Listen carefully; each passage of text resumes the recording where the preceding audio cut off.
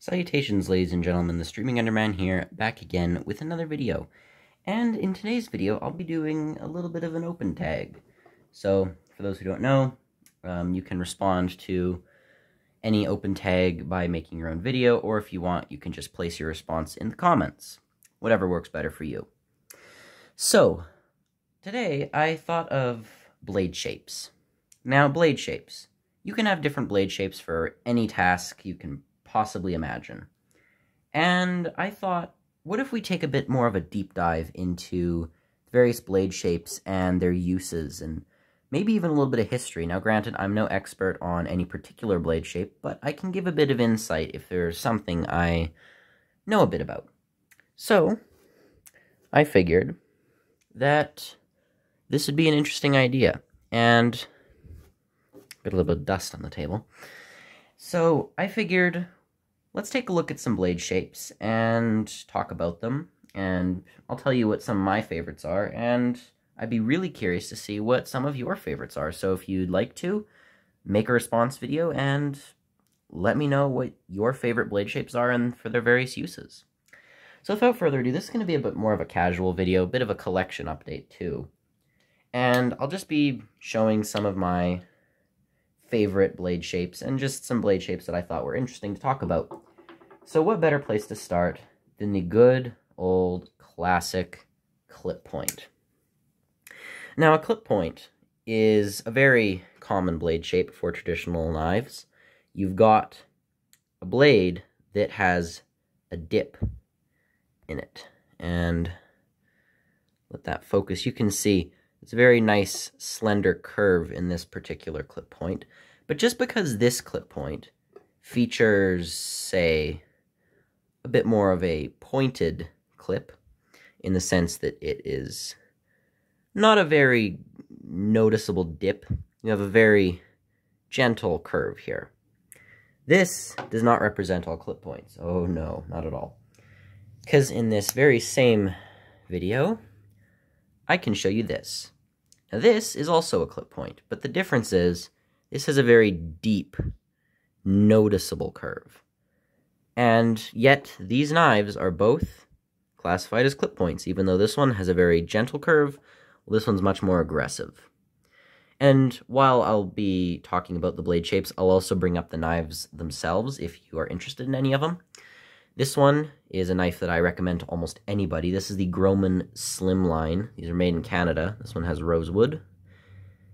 And this is the Taylor's Eyewitness Premier Collection Barlow. File work and desert ironwood for the handles. Oh my, which went wrong there? Alright, anyways, these are both lovely knives. The price range, however, is very, very, very different, with the Barlow being much higher than the Groman. Truly, much higher. But let's look at some more clip points, because those are just a couple examples. Here we've got a very different one. This one's on the Case Tiny Texas Toothpick. It's a knife I've been actually using a little bit more. This one's got the curly maple handles, which I quite like. And you can see an incredibly slender clip point here. Now, if I was talking about this one having a very gentle curve, this one is pretty much all curve. And you can see the curve down starts very, very soon. At the top here, my camera's not working so good today. Meanwhile, this one, it takes quite a while before it actually starts to curve down. This one starts curving almost immediately. And then, of course, you've got the aggressive style here, which is, again, these are all clip points, but yet they all have very different geometry at the end of the day. This one's the most aggressive, this one's the least aggressive, and that one's kind of the in-between. Again, price range, the Texas Toothpick is far more comparable to the Groman, being the cheapest of the three, and being incredibly far in price from the Taylor's Eyewitness Barlow. But we're not done yet. No siree. Here we've got an Opinel number 8, which, while Opinel classifies this as the Yatakan style blade, based on, I believe, a Turkish saber, This is still a clip point, but a very, very, very gentle one.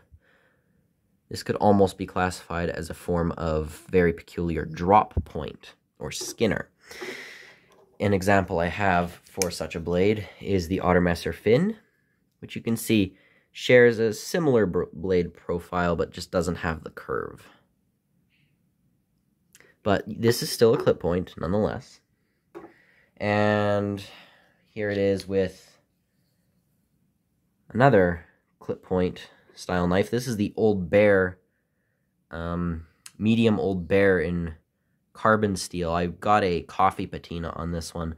This one I actually put ground coffee on the blade after submerging it in hot black coffee, and I think this turned out very nicely. Incredibly aged looking blade. Some people will hate this. I know there are people who hate patinas to death. They despise the idea of having a knife that looks like it's been used. They want something more like this, with the perfectly reflective mirror polish. And I respect both views. I love the shiny mirror polishes, but I also love the more gritty, age-looking workhorse. And especially, I really like the Old Bears. I haven't talked about them in a long time, but I'm probably going to do a bunch of re-reviews. This is just something that I figured I'd throw in here. I'm going to do a bunch of re-reviews on knives I've already reviewed in the past, because if you compare the knowledge I have about knives now, which is still probably quite limited, compared to the very basic, very, very basic knowledge I had back in the day when I reviewed this, in probably a year's time, maybe less than a year's time, the amount of knowledge I have gained and appreciation for knives I have gained has gone from 0 to 100 in such a short period of time. So I'm going to do a re-review on some of these knives and share my new thoughts and opinions on them. But I will say the aged patinaed brass with that carbon steel and walnut, it looks simply beautiful. I love the look of this knife. Doesn't mean it's better than the Opinel. No. But that's another video for the future. Anyways, so clip points. Still have a few other examples. Here is the Taylor's Eyewitness Gentleman's Clip, also known as the Slim Barlow. This one's in buffalo horn. This one does not have the worked back, but is still very pretty in the polish. Again, a more aggressive clip like this one, as opposed to the more gentle curve of the Opinel. Start putting these knives at the back here as the video progresses. Can we lean this one up a little? No, just put it there.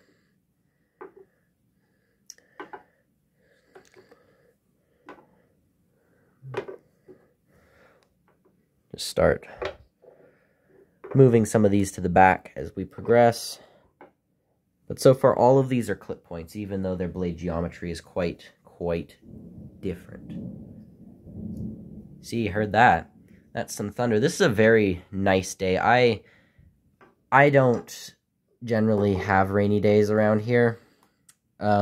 So getting a day that's nice and flooded with water is absolutely lovely, because I like rainy days. I know this is an unpopular opinion. Some people don't like them, but to me, there's something very calming about sitting inside enjoying a nice cup of tea while the rain is pouring outside. It's just very, very nice. Like listening to some classical music on those types of days. But, yeah, so if you hear any sudden boom in the background, any sudden loud noises, that's the thunder, because it's storming out today. And not sure if you noticed, but this is another Opinel. This is the number 6. That's another highly polished one. Pretty comparable in size to the Antonini Old Bear Extra Small. This one's an olive and stainless. I'm going to do a comparison video with this knife and the Opinel number 6 in stainless and an olive wood handle. These two are, again, very comparable, but at the same time, one is better than the other, and I will do a video discussing that. But again, these are all clip points. This one's much more gentle. Well, this one's very aggressive. But again, these are all the same blade at the end of the day. Just differing styles. and I like that. Makers can add their own flair to a blade shape, and they can make it look different than what most people would see that blade as. And that's part of the beauty of being able to, well, create your own spin on a blade and make it look different for you. Different makers can make the same blade look very, very different, and I quite like that. Just fold some of these up so we have a bit more room. So, clip points. Is that it we have? Is that all we have? Yeah. Is that all we have for clip points? Nope, still got a couple. Here is a old Barlow knife I found in an antique store. The antique store's gone now. This is a Saber Japan 2-blade Barlow. I love the brushed steel for the bolsters. I always love brushed steel. You can see a nice clip and pen blade. Some black synthetic for the scales, handles, or covers, or whatever you wish to call them. Nice little Barlow. Again, hardly comparable to the gorgeous, mirror-polished everything, exotic hardwood, file-worked Barlow made by Lee White of Taylor's Eyewitness of Sheffield, but yet, same pattern at the end of the day. Is that it we have? Is that all? Yeah. I can't think today. Oh, pardon me. I'm rather tired. I'm kind of running on a lack of sleep again, so apologies if I sound all jumbled. Oh, here's an interesting knife. This is probably a knife that only the OGs of the channel would remember. This is the Rough Rider. I almost never talk about this brand. The Rough Rider Once in a Blue Moon, which is about how often I review a Rough Rider. The Once in a Blue Moon Trapper. This is my only full-size Trapper model, and I've got to say, Rough Rider did a great job here. Of course, you got the Spay blade, which is not the blade shape we're talking about. We're talking about their clip point. I really like this clip point. It's got a nice, almost stone-washed blade that looks distorted, but when you let it focus, actually has a very nice little effect to it. I don't know if this shows up on camera, but if you hold it just right, you can see that these little specks, that's actually part of the design. They're supposed to be little stars. That's Once in a Blue Moon with the comet. Really like how that turns out. There you go. That's as clear as it'll get. But when you turn it this way, it looks all scratched and distorted. That's not how it's supposed to look. Nice blue bone here. Really like that. Let that focus. Focus, please. There we go. Nice dark blue. Just mentioned in my most recent video with the Seahorse Whittler that I'm quite liking dark blue now. Nice moon. Brass liners. Very nicely put together trapper pattern. So I'm pretty sure that's... Oh, no. Got one more. Yeah. One more clip point. And this one I just thought I'd throw in because of how ridiculous it is. This is the Ben Franklin's Key Knife by Rough Rider. Very interesting little pen knife. Incredibly weak action. That's one thing about this that's kind of sad. This has a very weak spring. I'd put this as probably a 2. Yeah, this would be a 2. Incredibly weak. I mean, you can... Hold on. Can I close it with one single thwack? Yep, I can. That's how weak the spring on this is. Just a goofy little knife. Interesting conversation starter and very inexpensive. That's the Rough Rider Ben Franklin's Key Knife, for those who are interested in a weird little looking knife. And that's probably it for the clip points. So, that's the clip point. Next up, we will discuss the Wharncliffe. Now, this is a blade shape that I kind of had to tone down a little bit. because the same way I brought out a lot of clip points, I'm not going to have as many Wharncliffes, and that's not because I don't own that many Wharncliffes. It's just because it would have been so difficult to pick ones to highlight. I just figured, no, I have to bring only a couple. So I brought a few Wharncliffes as opposed to the near dozen I wanted to bring. And the first one is this. This is the Michael May Swayback Jack. This is a file-worked knife. A nice swedged or half-swedged Wharncliffe blade and bog oak scales. For those who know or don't know, brightness went crazy. Bog oak is a aged wood that's been left in a peat bog. This one's about 5,000 years old. So that's a very impressive handle material, if I will say. There's that. That's a Wharncliffe, but at the same time, we've got another Wharncliffe that's one of my favorites. This is the Ettrick model, and this is by Arthur Wright & Son.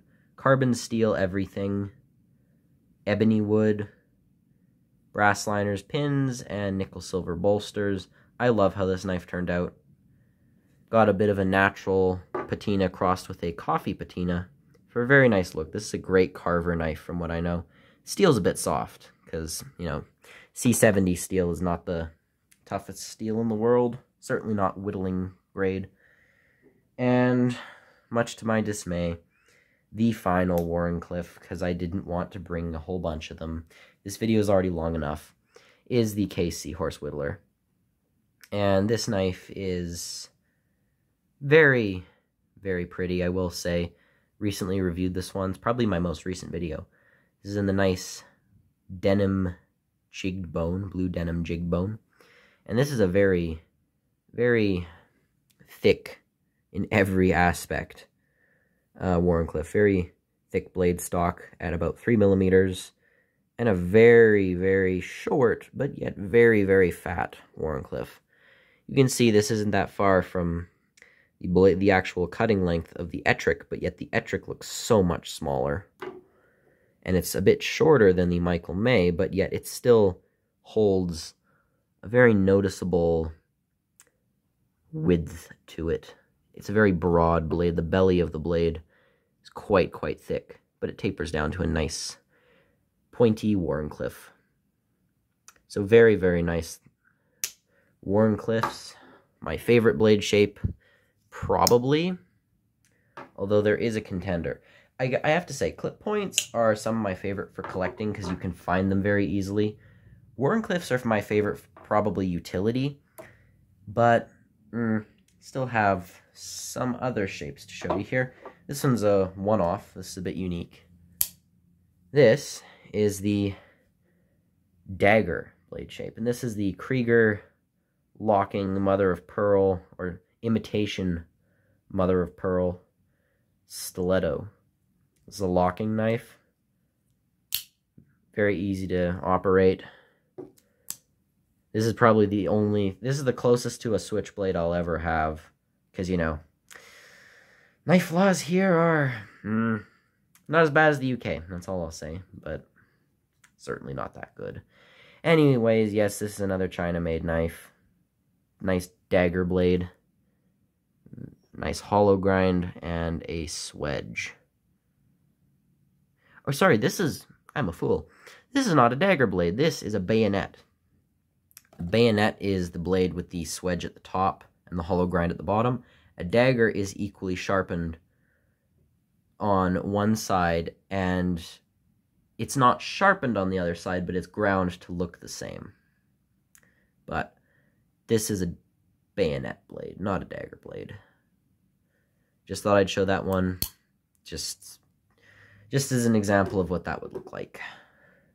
Next up, a fan favorite, right up there with the clip point. A lot of people think this is a better clip point, and some think it's worse. The spear point. Now this is a very nice classic spear point. It's a bit thicker at the end, a bit thinner at the back. This one's the Ottermesser Drei Nietenmesser, or the 3-rivet knife in African Blackwood. Again, love the ground brushed nickel, or sorry, not brushed nickel, brushed steel bolster. Very nice work knife. C75 carbon steel. Spear point blade. Very long knife. This is sadly not UK legal, even though it's a non-locking blade. Other spear points. Here is one that's probably pretty rarely seen. This is the Case Doctor's Knife. This was a vault pattern for 2018. Natural smooth bone. Very long, slender spear point. I like the cutoff there. Very comfortable, actually. The action on this is about a 5 or a 6. Sadly, a case being a case, this has a noticeable gap running all throughout, and a decent amount of blade play. Don't know if you can see that, but there is some blade play here. So again, 2 examples of the spear point. This is the fatter one, and this is the thinner one, but again, they're both spear points at the end of the day. Price range on the case, I can't say because these are no longer available, and the Otter Messer was around the 100 mark, 100 Canadian. So keep that in mind. That's the spear point. Next one, oh wait, no, I forgot, one last spear point. Also an Otter Messer. This is the Mercator, and this has a lemon patina. Look how that turned out. That's beautiful. So again, some people will hate it, but the patina on the carbon steel mixed with the plain black metal, this just looks like a very nice, old school, vintage knife, even though this was bought new. Nice lockback. Very thin, very easy to carry. Easy to slip into a bag or a pocket. This is kind of the reverse Dre Neaton Messer, because if you consider the Dre Neaton Messer was thicker at the front, thinner at the back, this one's a bit thicker at the back, thinner at the front. But they're both, again, classified as the same blade. These are both spear points.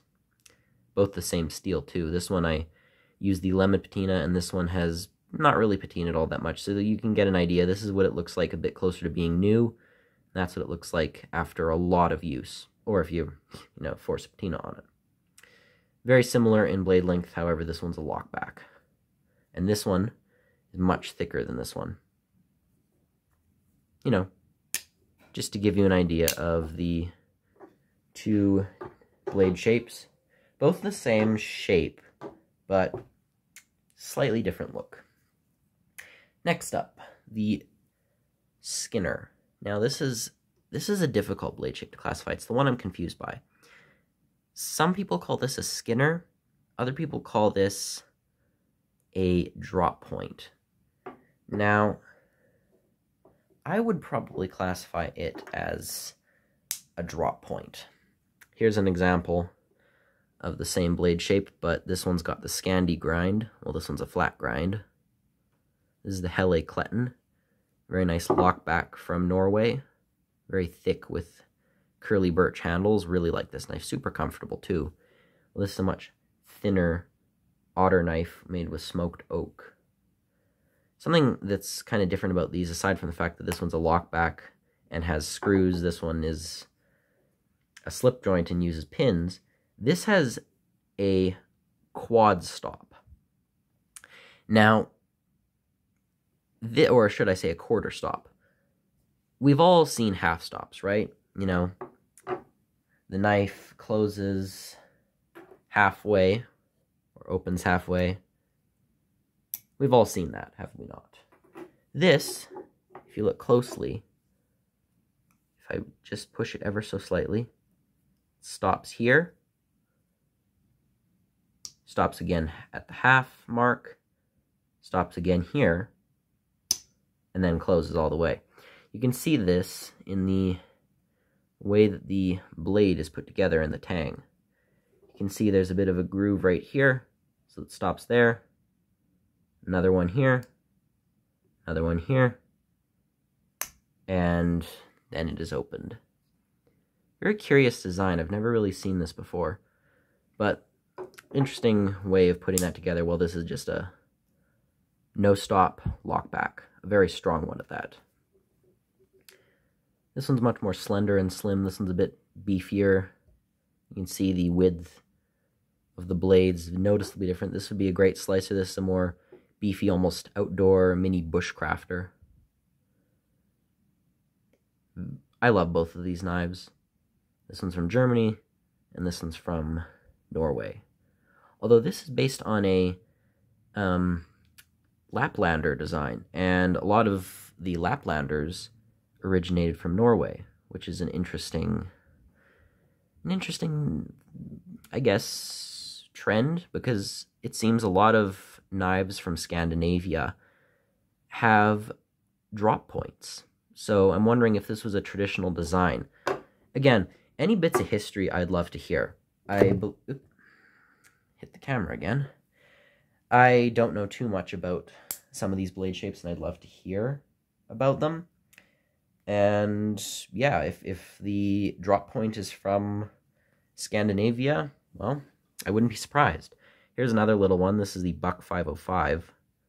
Little lockback. Another drop point. This one's the hollow grind.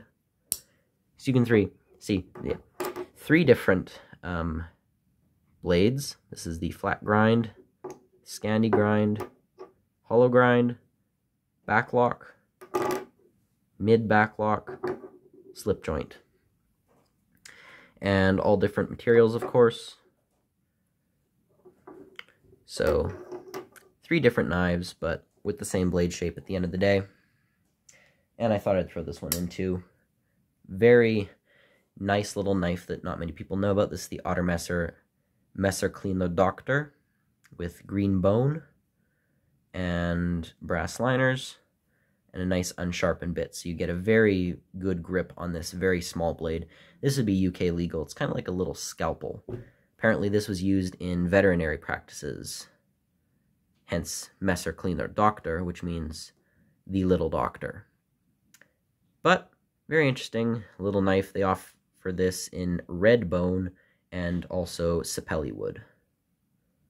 So very neat little kind of drop point design. This one needs a bit of a sharpen, but you can see, again, these blade shapes are all very, very similar.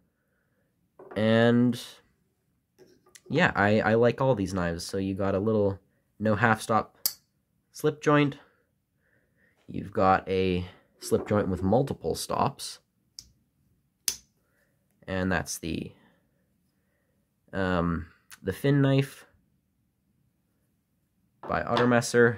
You've got the Hele Kletten, which is a mid backlock, and finally the backlock, the Buck 505. So that's the drop point. We're nearing the end. I would have had more Sheepfoots, but I only was able to get a hold of one, and that's the Rough Rider Pipe Doctor. So, for those who recognize this shape, this is a doctor's knife. Here's the case. This one's the spear point. This one's a Sheepfoot. It's kind of sad when this one has better fit and finish, too. Case should really... I should do something about that. This one has a very nice half stop. It also has the pipe tool for cleaning out the, not the bowl of the pipe, the rim of the pipe. I don't know much about pipes, but again, you got a half stop. And I really like the long nail nick here with the match strike pull. This one's a French nail nick. Really like the look of that Sheepfoot. Nice little bit of a swedge on either side. And a nice straight sharpened edge for some very nice cuts. Really like this knife. This is tobacco bone with a little pipe. Very nice offering from Rough Rider. And a very nice Sheepfoot. Next up, the Hawkbill. Now this is, again, not a very well-known shape, but for my friends in England, you may know this as the Pruner. This is the Reaper Hawkbill from Rough Rider. I'm showing a lot of Rough Riders. Haven't talked about them in a while. This is a nice swedged one. Not a very good pocket knife, but would make an excellent gardening tool. And I'm not sure, maybe even a good whittler. Because this is a pretty thin blade, too. This is amber bone. Very interesting color there. You can see the laser etched Reaper hand. Nice Halloween knife, bit of blade play. Nice half stop. A lot of blade sticks out. This is the master of pinching knives. It's the easiest knife ever to pinch. Heck, you could get all 5 fingers on this blade to pinch it open. That's how easy it is. Yeah, brass liners, like the way that bone looks. This is the hawkbill. Nice lanyard hole. Very, very curved blade. Again, match strike pulls. For those who live in North America, you'd probably know this as a hawkbill, but for those who live in England, this would be the full pruner. This one is a very small hawkbill, very, very gentle curve, and this is the Opinel No. 7 chestnut and garlic knife with the Vero block locking ring. Much, much, much smaller than the Rough Rider Reaper hawkbill. But again, these are both the same blade shape, just very different geometry. But this is another pattern, along with the clip point, Wharncliffe, Sheepsfoot, spear point, and lambfoot. These are all patterns that originated from Sheffield, England. Although I'm not sure about the Skinner or the drop point. I believe that may be a Scandinavian design, but correct me. Patty, slick slicers, anyone from England or the UK, you'd probably know more about that than me. So if the drop point or Skinner is from England, let me know, because I have no idea, unfortunately. But yeah, that's the hawkbill or pruner. And we have one example of a Tonto style blade. This is a Japanese design. This is the little Higo no Kami. Little reverse Tonto right there. Again, very utilitarian, kind of like a sheep's foot. Not quite a flat edge, but pretty close. Nice, easy to sharpen carbon blade. Little friction folder with brass. That's the Tonto right there. And now, the last blade shape. Oh wait, there are a couple I forgot to mention. These ones, I don't have any blades that are primarily featuring these, but these are secondary blades. This is a coping blade, also commonly referred to as a sheepfoot by many, and a sheepfoot often referred to as a coping blade, but these are very similar at the end of the day. This is the secondary blade on the Case Seahorse. Yeah, coping blade. And the other one being the Spay blade, featured on the Trapper. So this was known for being a good farmer's tool, as it was a castrator. So, a little bit of fun history there for everyone. And the pen blade, another almost always secondary blade, which is a very small little spear point. So there you go. Pen blade, or mini spear point, whatever you wish to refer to it as. Both are technically correct. But anyway, last blade shape we have here. So we've gone through the hawkbill, the sheepfoot, the Wharncliffe, the clip point, the bayonet, the spear point, the drop point, and that pretty much leaves us with the lamb's foot. This is a pretty much strictly Sheffield-made design. The only other American non-custom is from Waynorth. I believe they have relation to GEC. Got a bit of oil on there. This is a Rogers lamb's foot. And you can see the lamb foot is thicker at the back, thinner at the front. And the sheep's foot, as a comparison, is straight all along. So sheep foots are straight the entire way, while lamb foots are thicker at the back, thinner at the front. And there is a third type called a ram's foot. I don't have one yet. The Ottermesser Anchor Messer is a ram's foot. GEC also makes a ram's foot. And those are thinner at the back, thicker at the front. So, as Patty said, ram foot, thinner at the back, thicker at the front. Lamb foot, thicker at the back, thinner at the front. And sheep's foot is straight all along. So, bit of comparison for you. I don't have a ram's foot yet, but I intend to get one pretty soon. But, yeah, that's what a lamb's foot looks like. Thicker at the back, thinner at the front, straight edge, pretty gentle, straight line until a very aggressive curve at the front. Some are a bit more of a Wharncliffe style gentle curve, but most are a bit more aggressive. As a second example, here it is with the Arthur Wright & Son lamb's foot. So you can see there's a bit of a similarity here. Straight edge, aggressive curve, aggressive curve. The Rogers is a bit smaller, but both are UK legal. So yeah, there is the lamb's foot. So, that's pretty much it. Oh, and I didn't know where to throw this in, but I was going to throw it in anyway. This is the stereotypical kind of Spyderco blade shape. I wasn't sure if this was, they call it a drop point, but to me it almost looks a bit more like a clip point. So if anyone wants to answer the question, what exactly is this blade shape on the Spy Opera, let me know. I'd love to know. This one's got micarta for the handles. Very solid knife. Really like the Spy Opera. So at the end of the day, we'll take one knife for each blade shape just to save a place on the table. There's the lamb foot. There's the Wharncliffe. Here is the drop point. The Sheepsfoot. And the spear point. Oh, don't want to forget the spear point. And clip point. I brought a lot out for the clip points. Which one should be the representative?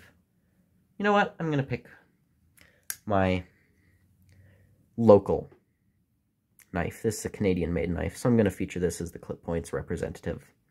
I have a lot of nice, Opinels and Old Bears and Taylor's Eyewitness knives, but, I'm going to feature that one as the clip point of choice.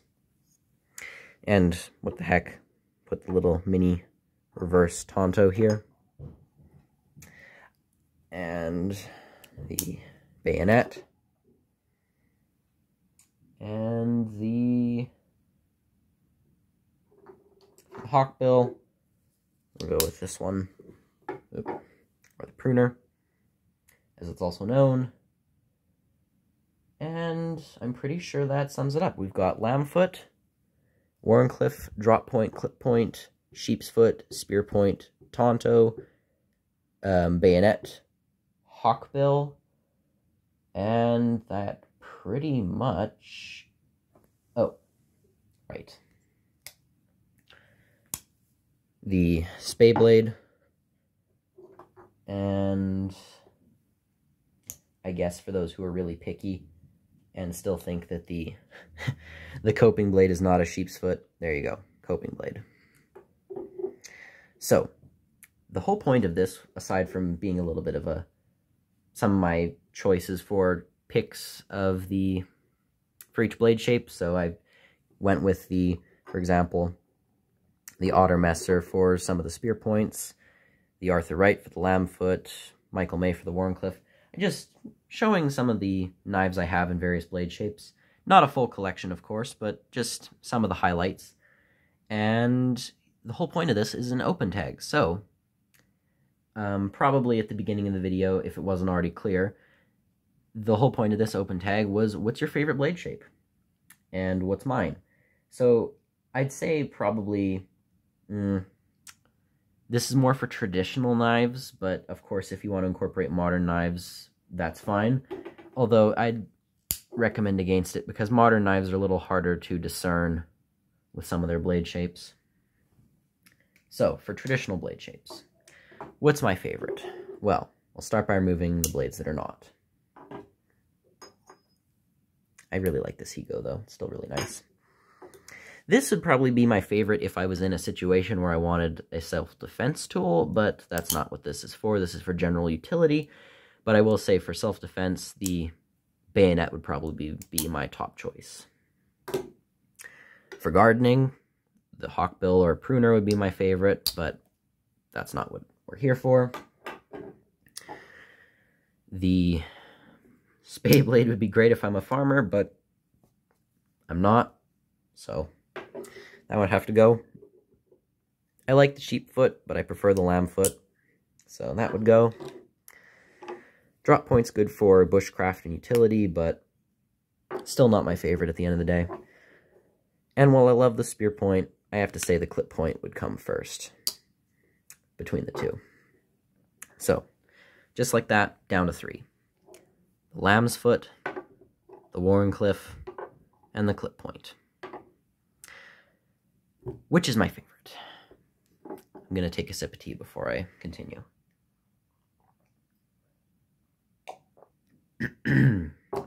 Alright, so what's my favorite blade shape?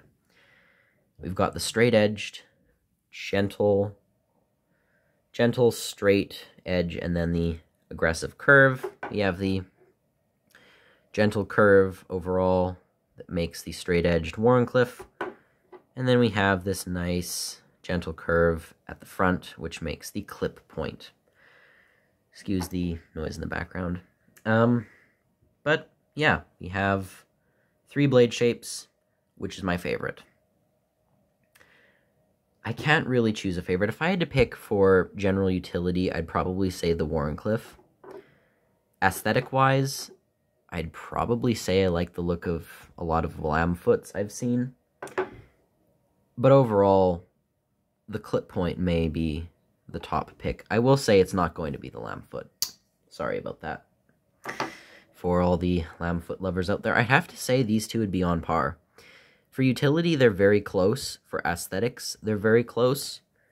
And overall, just, I love the 2 blade shapes. So, while yes, things like daggers and bayonets are nice for the whole self-defense stuff, for gardening, I'd always pick a pruner or a hawkbill.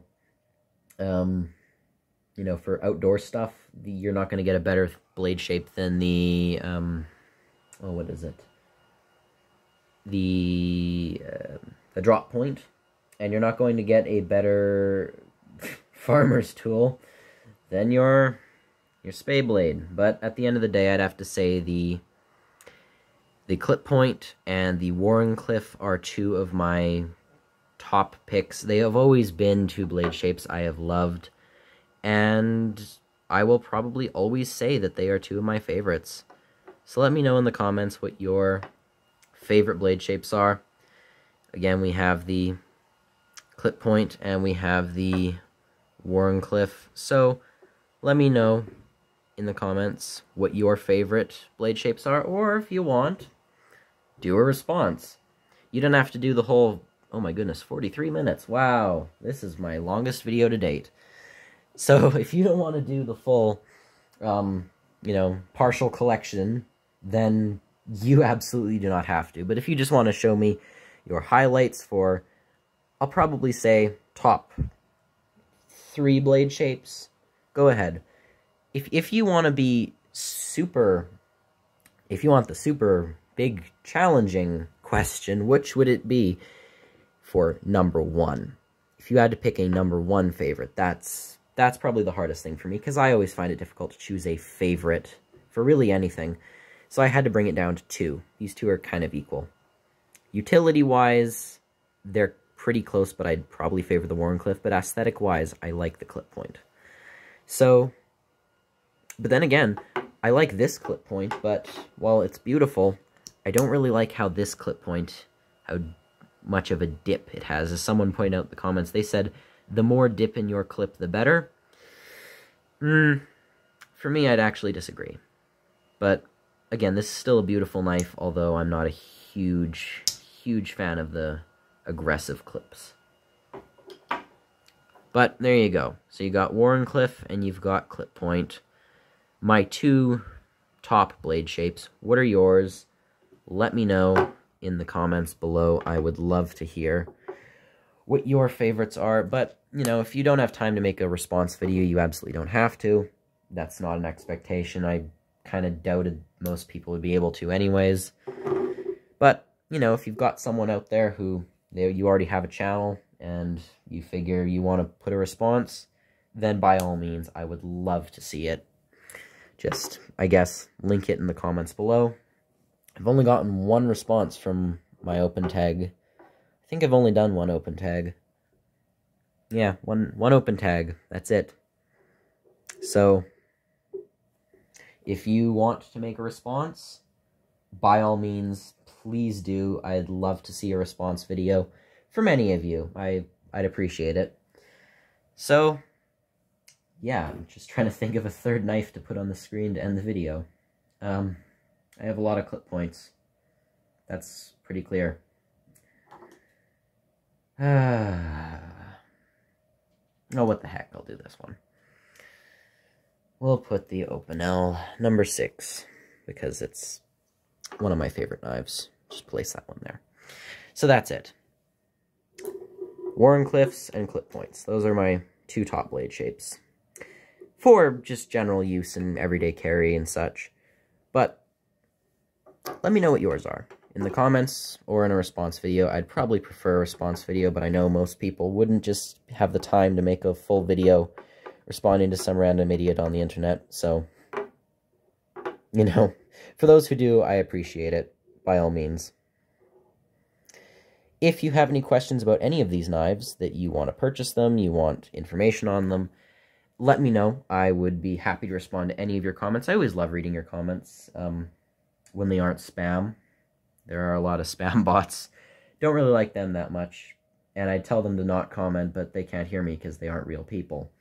But if you have any questions about these or any of the knives you saw in this video, then let me know. I will be happy to respond. If you want prices, if you want locations as to where to buy them, I'd be happy to give you some insight. If you want to know, you know, got some grease on the blades. If you want to know anything about any of the particular histories behind the knives, I can give you my best knowledge on them. I may have to cite some sources first, because there are some knives I'm not an expert on. If there is one knife that I know a lot about, it will always be the Opinel. And I'm thinking of doing a bit of a mini documentary on the Opinel and the history of the brand. I'm really passionate about Opinel, the same way that, say, Eric at Slick Slicers, he loves his Taylor's Eyewitness knives, particularly the Barlows, and he has a massive collection of them. I seem to be collecting Opinels gradually, and I'm perfectly fine with that. And yeah, if you have any questions, comments, anything at all, let me know in the comments. I'd love to see them. If you have any questions about pricing, where to find, I'd be happy to respond. But in the meantime, if you manage to somehow sit through this entire video without immediately clicking away after 10 minutes went past, I'd respect that. If you can sit through this entire video, more power to you. That's incredible, because I probably would have gotten bored by now.